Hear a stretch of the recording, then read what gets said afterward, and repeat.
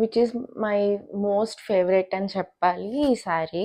Raw silk material తీసుకుని and ఇది మొత్తం సీక్వెన్స్ వర్క్ వచ్చింది కాబట్టి నేను ఇలా సీక్వెన్స్ మెటీరియల్ విడిగా తీసుకుని సో ఈ బ్లౌజ్కి ఇలా స్టిచ్ చేయించాను. హ్యాండ్స్ ఒకటి ఇలా సీక్వెన్స్ స్టిచ్ చేయించాను. సో ఇలా మ్యాచ్ అవుతుందని చెప్పేసి.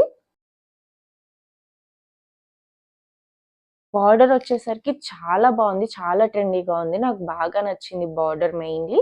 అండ్ ఈ కలర్ కాంబినేషన్ బార్డర్ వచ్చేసి ఇలా పింక్ వచ్చింది. సో ఈ కాంబినేషన్ నాకు బాగా నచ్చింది. పట్టు బ్లౌజ్ పింక్ కలర్ తీసుకొని నేను ఇలా మగ్గం వర్క్ చేయించాననమాట. కట్ వర్క్ వచ్చి ఇలా మగ్గం వర్క్ చేయించాను. తర్వాత ఇలా బార్డర్‌లో కింద ఇలాగా లైన్స్ వచ్చాయి కదా! సో అందుకని చెప్పేసి ఇలా అయితే వర్క్ చేయించాను.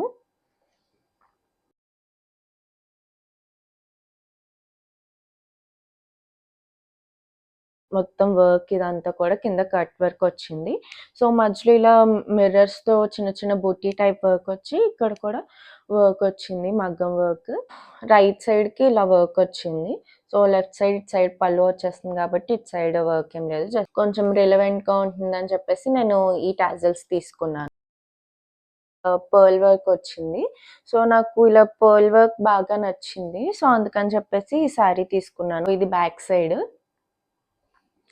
మొత్తం కంప్లీట్ వర్క్ వచ్చింది. ఇది వచ్చేసి ఫ్రంట్ సైడ్.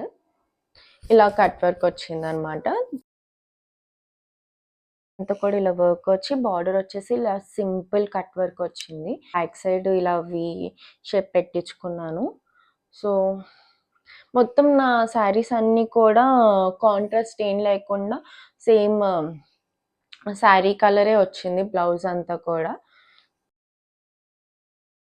ఎగ్జాక్ట్‌గా ఏ కలర్ అని చెప్పాలో నాకు తెలియట్లేదు. Like pastel colours. So border వచ్చేసి ఇలా కట్ వర్క్ వచ్చి కంప్లీట్ మిర్రర్ వర్క్ వచ్చింది. అంతా ట్రాన్స్‌పరెంట్ పెట్టించుకున్నాను బ్యాక్ సైడ్. ఇలా బ్లౌజ్ బ్యాక్ సైడ్ ఇలా వర్క్ వచ్చింది. హ్యాండ్స్‌కి కూడా ఇలా వర్క్ వచ్చింది.